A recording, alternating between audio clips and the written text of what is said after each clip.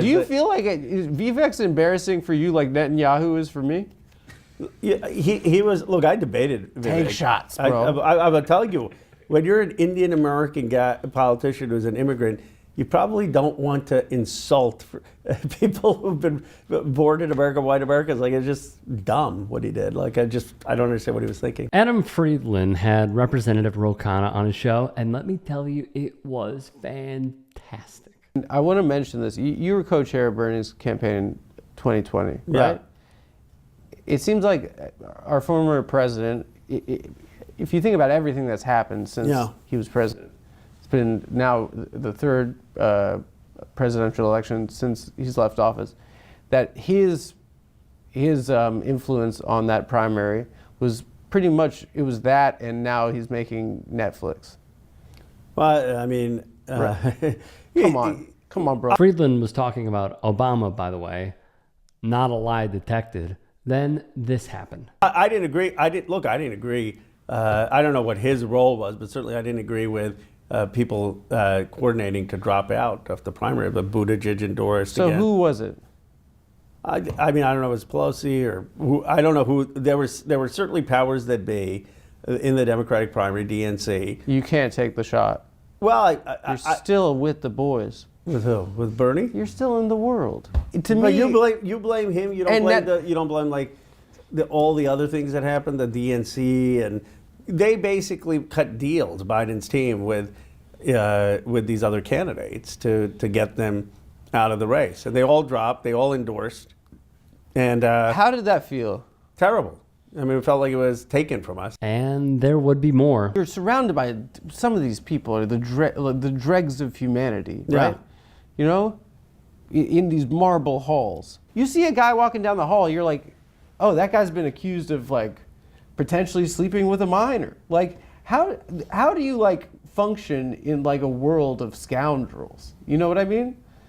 How do you like? I mean, the nation is a nation. No, come on. I mean, it's how do you like function in that world and not like you know, you're also a politician. You have to play a game, right? Yeah. You have to make deals. You have to co-sponsor legislation. You have to find Republican partners. There are two ways you can do about it. You can go about it being, okay, I'm not going to work with anyone who doesn't meet a certain moral threshold. Yeah. That hasn't been my approach. My approach has been, I want to go there and get stuff done for people and pass my bills. And so they were elected, and I will work to see how I can get them to support it. I mean, that's the reality is you don't get people who are pure who are coming into these positions. Well, you got you. Yeah, I'm not pure. And even more. You're in an interesting position right now.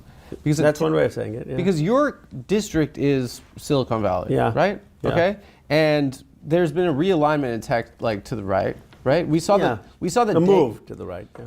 A move. I mean, there's still 70% Democrats, but it used to be 95% Democrats. So people feel they're hearing the 25%.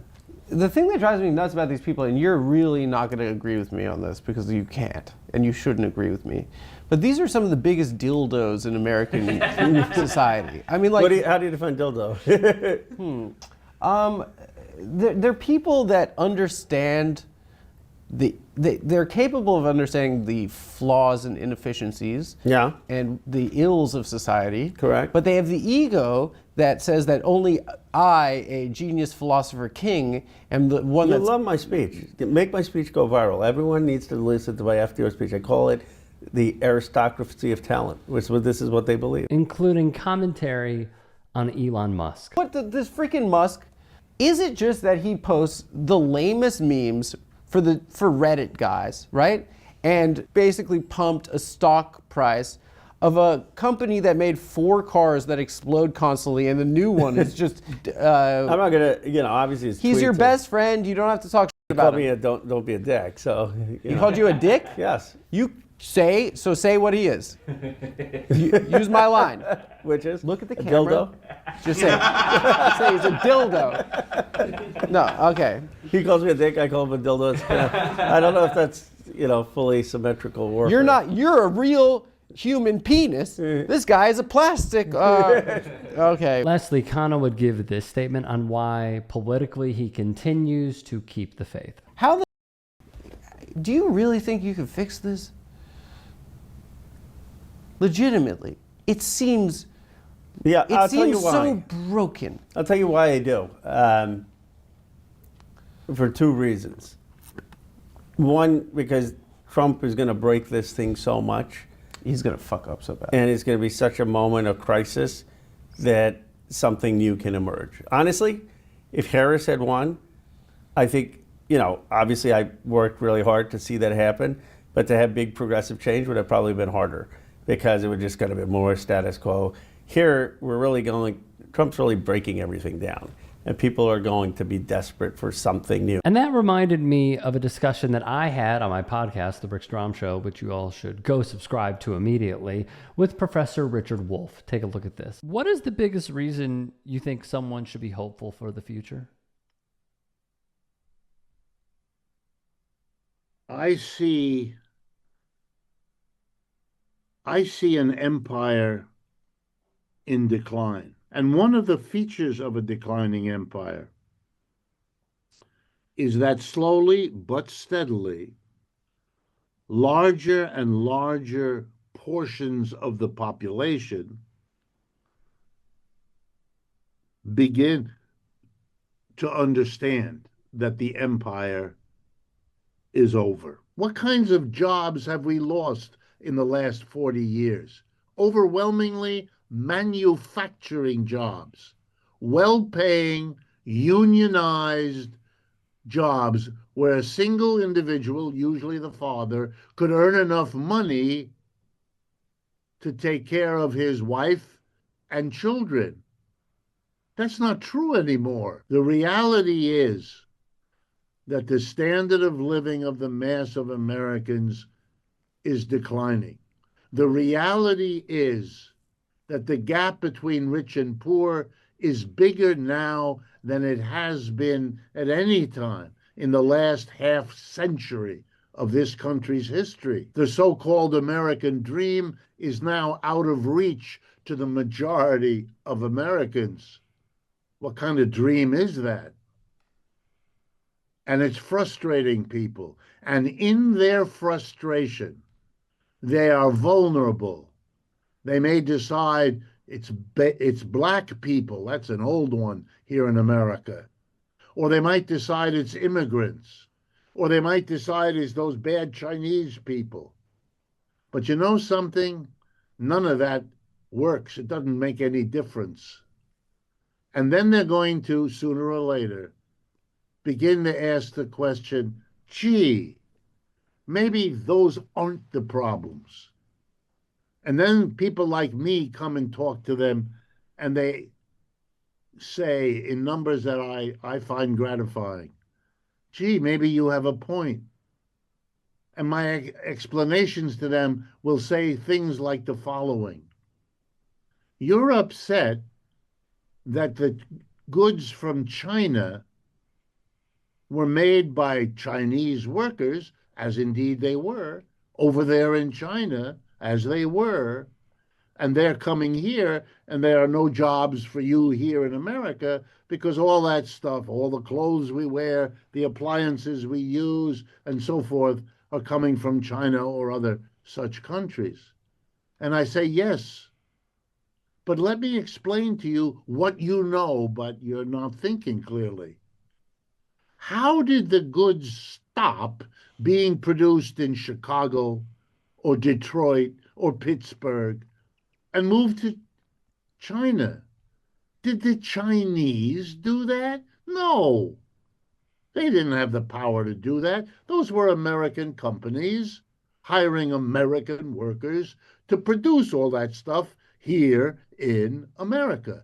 Those corporations decided to shut down and move production to China, just like those corporate boards of directors decided to use computers or decided later to substitute robots for living people. And you know why they did all those things? To make more money, to make more profits, because that's what they're in business to do. You're not angry at the Chinese who got the job. You're angry at the corporate leader who made the decision to offer that job to the Chinese worker, and you know it. It's a cheap shot to be angry at the Chinese worker because he comes into the story at the end of the process. You know where it starts? You know where the decision is made? With the corporate leaders of America. And you're too frightened or scared or worried to put the finger of blame where it belongs. So you put it instead on the poorest immigrants from Central America who have barely got the shirt on their back. What are you doing? Their decisions didn't move your job. We have 330 million Americans. We have 10 to 11 undocumented immigrants. There is no way on God's green earth that 10 to 11 of the poorest people on this planet, those immigrants, could cause 330 million Americans, one of the richest countries in the world, to stumble as badly as it has. So kind of wake up, Jack.